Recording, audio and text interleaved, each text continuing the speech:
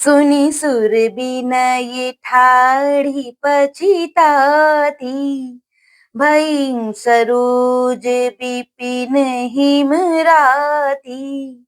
देखी देव पुनि कहहिं निहोरी, मातु तोहि नहीं थोरी उखोरी। अर्थात देवताओं की विनती सुनकर सरस्वती जी खड़ी खड़ी पछता रही हैं कि हाय, मैं कमल वन के लिए हेमंत ऋतु की रात हुई। उन्हें इस प्रकार पछताते देखकर देवता फिर विनय करके कहने लगे, हे माता, इसमें आपको जरा भी दोष न लगेगा। विस्मय हर्ष रहित रघुराऊ,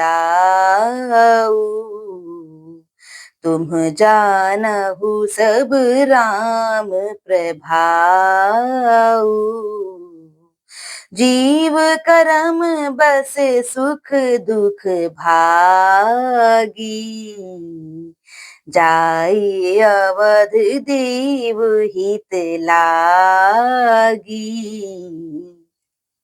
अर्थात श्री रघुनाथ जी विषाद और हर्ष से रहित हैं। आप तो श्री राम जी के सब प्रभाव को जानते ही हैं।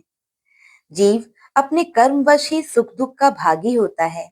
अतएव देवताओं के हित के लिए आप अयोध्या जाइए। बारे बारे गही चरण संकोची, चली बिचारी विबुध मति पोची। ऊंच निवासु नीची कर तूती, देखी न सकहीं पराई विभूति।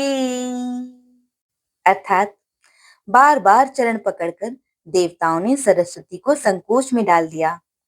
तब वह यह विचार कर चली कि देवताओं की बुद्धि ओछी है, इनका निवास तो ऊंचा है पर इनकी करनी नीची है। ये दूसरे का ऐश्वर्य नहीं देख सकते।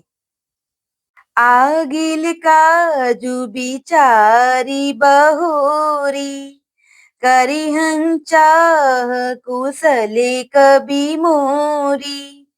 हर्षि हृदय दशरथपुर आई, जनुग्रह दशा दुसह दुखदाई।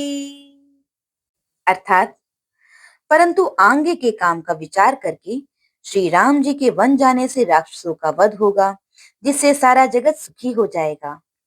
चतुर कवि श्री राम जी के वनवास के चरित्रों का वर्णन करने के लिए मेरी चाह करेंगे।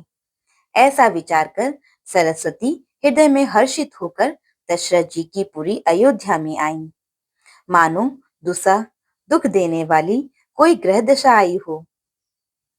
नाम मंथरा मंदमती, चेरी कैकई केरी। अजस पिटारी ताहि करी, गई गिरा मति फेरी। गई गिरा मति फेरी। अर्थात मंथरा नाम की कैकेयी एक मंद बुद्धि दासी थी। उसे अपयश की पिटारी बनाकर सरस्वती उसकी बुद्धि को फेर कर चली गईं। बोलो सियावर रामचंद्र जी की जय।